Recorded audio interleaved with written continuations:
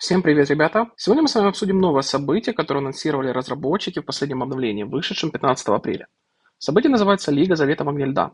Так что присаживайтесь поудобнее, поставьте лайк под этим видео, заваривайте чай или кофе. Давайте начинать. Сегодня мне придется снимать ролик про это событие не на своем аккаунте. Пришлось позаимствовать аккаунт у тетушки Эрис, так как на моем этапе игры данное событие еще недоступно. Напоминаю, что я играю на старте 11 поколения, а тетушка в 12 поколении. Из этого можно сделать вывод, что событие Лига Завета в огне льда начинается с 12 поколения героев и выше. Но кто знает, возможно, разработчики запустили первый раз событие в тестовом формате на более старых серверах, и позже оно станет доступно и на более молодых. А теперь давайте посмотрим, что интересного может принести нам данное мероприятие. В календаре, как мы с вами видим, событие длится 7 дней. В текущем случае с 20 по 26 апреля и делится на несколько этапов. Согласно правилам, это недельное событие на арене, которое определяет главного чемпиона. Но по факту это не совсем та арена, к которой мы привыкли. Событие больше напоминает формат лабиринта. Как именно все проходит, я покажу немного позже. Важно отметить, что в этом событии войска не погибают и не получают ранения. Участвовать могут игроки с топкой от 30 уровня и выше. Регистрация проходит в понедельник и вторник, а соревноваться вы будете только с участниками своего поколения. Я вам даже больше скажу. Список серверов участников вы можете посмотреть в этом меню снизу. После регистрации начинается стадия отбора. Наша задача сразиться с 10 противниками в течение события. Это своего рода квалификация, где необходимо попасть в рейтинг топ-64. При этом 3 поражения автоматически выбивают вас из соревнования. Про дальнейшие этапы мы опять же поговорим немного позже. Теперь давайте посмотрим на визуал битвы в регистрации. Я использую скриншоты, сделанные в понедельник и вторник. Вот так выглядит регистрация. Наша задача выставить 3 лучшие формации с героями по силе.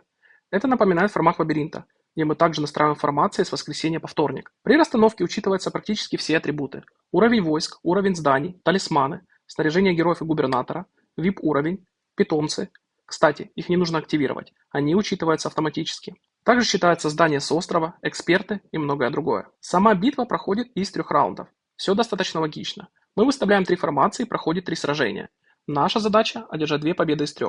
Формации вы настраиваете так, как считаете нужным, но большинство игроков рекомендуют использовать примерно такую пропорцию: 50% пехоты, 20% копейщиков и 30% лучников. Порядок формации можно менять перед каждым боем и расположение линий, но не позже, чем за минуту до старта битвы. После 2 дней регистрации вам выпадает 10 оппонентов. Ваша задача не проиграть 3 раза. Сверху отображается 3 сердца. Это ваши жизни. Как только вы получаете 3 поражения, вы выбываете. В игре вам не обязательно находиться. Система будет все делать за вас. По итогам стадии отбора формируется топ-64. При этом некоторые игроки попадают туда даже с неидеальным результатом. Но давайте честно, большинству будет довольно-таки сложно попасть в топ для участия в следующей стадии, так как здесь участвуют очень сильные игроки. Например, тетушка Эрис одержала 6 побед. В меню можно посмотреть ее бои. И как я уже говорил, по формату это напоминает лабиринт.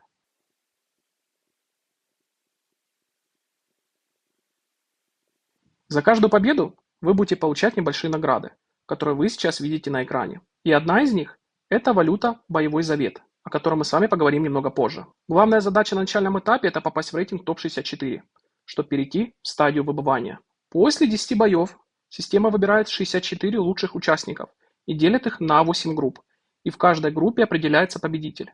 Далее начинается финальная стадия, где из 8 лучших игроков определяется абсолютный чемпион события. Все 64 участника основной стадии получают награды, которые вы сейчас видите на экране. А те, кто не попал в этот рейтинг, все равно смогут получить выгоду. И об этом мы с вами сейчас и поговорим. Как я вам говорил уже ранее, основная валюта события – это боевой завет, который мы можем использовать в магазине Лиги. Добывается эта валюта достаточно легко и без доната. Ваша первая задача – это выполнять задания в соответствующем меню. В целом задания несложные. Это вход в игру, взносы в альянс, сбор ресурсов, победы над полярными ужасами и использование ускорений. В течение недели все эти задания спокойно выполняются, так что особых трудностей у вас не возникнет. Помимо этого, начиная со стадии подготовки, у вас есть возможность делать предсказания, по аналогии с Лигой бойцов Тундры. В каждом раунде вы можете сделать до 5 предсказаний. На стадии выбывания максимальная ставка составляет 200 боевого завета. В случае правильного выбора победителя вы получаете 400 завета, а при неправильной ставке вам возвращается ваши 200. Таким образом, с каждого раунда можно получить плюс 1000 боевого завета. И как вы прекрасно знаете по Лиге бойцов Тундры, в большинстве случаев предсказания оказываются верными, поэтому можно стабильно зарабатывать довольно большое количество валюты. После стадии выбывания, скорее всего, появится возможность заранее выбрать победителя. При правильном выборе можно будет получить еще больше боевого завета. В итоге мы получаем достаточно большое количество местной валюты. И теперь давайте разберемся, на что ее лучше потратить в магазине Лиги. И первая основная покупка, по моему мнению, это мифрил в количестве 5 штук. Далее, на мой взгляд, стоит обратить внимание на скин для острова «Роскошь ледяного пламени». А уже потом ориентироваться на свои приоритеты. Кто-то возьмет ящик с мифическим снаряжением героя, кто-то проектные планы или чертежи талисманов, кто-то метки для питомцев, либо кристаллы огня. В целом, мне кажется, что это событие позволяет каждому при грамотном планировании забрать все необходимые награды. А в идеале, как и в Лиге бойцов Тундры, было бы здорово иметь возможность выкупить весь магазин.